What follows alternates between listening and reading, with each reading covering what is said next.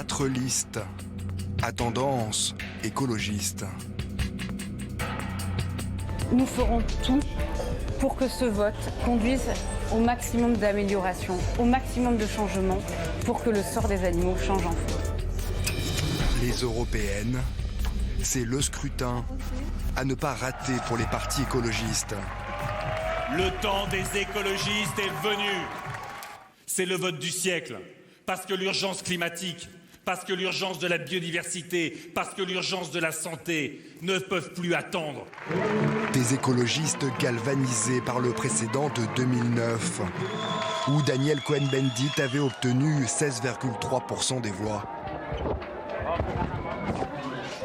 Un scrutin qui s'inscrit dans une période de prise de conscience générale de l'urgence environnementale, surtout chez les jeunes générations.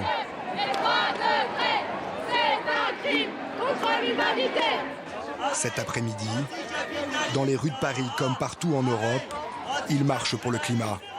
Dimanche, du coup, ça va être écolo et j'espère que cette marche va pousser l'écologie. Par rapport à toutes les autres élections, j'ai jamais entendu autant de personnes parler du vote écolo. Je pense que ça va avoir du poids cette fois-ci, j'espère. Dimanche 26 mai, votez pour le climat. Pas de liste. Chacun voit ce qu'il entend par là.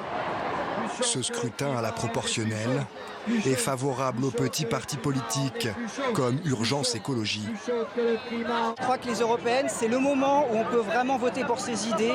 Grâce à la proportionnelle, c'est le moment où on peut véritablement voter pour ce qui est important, sortir du vote utile. Il faut savoir aussi qu'une bonne partie de la réglementation environnementale vient de l'Europe. À peu près 70% du droit français vient de transcription de directives européennes. Ces derniers jours, l'écologie s'est imposée au cœur de la campagne électorale, pour le plus grand bonheur de Yannick Jadot, d'Europe Écologie Les Verts.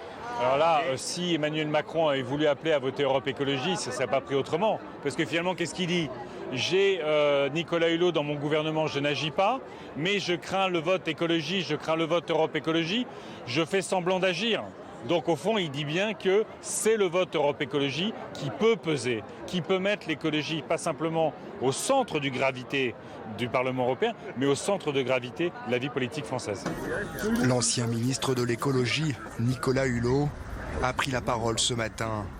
Il n'a donné aucune consigne de vote. Je suis très heureux de voir qu'il y a une rivalité assez féconde sur les enjeux écologiques, ce qui n'était pas le cas autrefois. Autrefois, il y avait ceux qui historiquement portent ce sujet, qui ont d'ailleurs une forme de crédibilité sur ce sujet, qui étaient les écologistes politiques. Mais j'ai toujours regretté qu'un sujet aussi complexe soit simplement l'apanage d'une seule formation politique. Lors du précédent scrutin en 2014, les écologistes avaient envoyé 7 députés au Parlement de Strasbourg.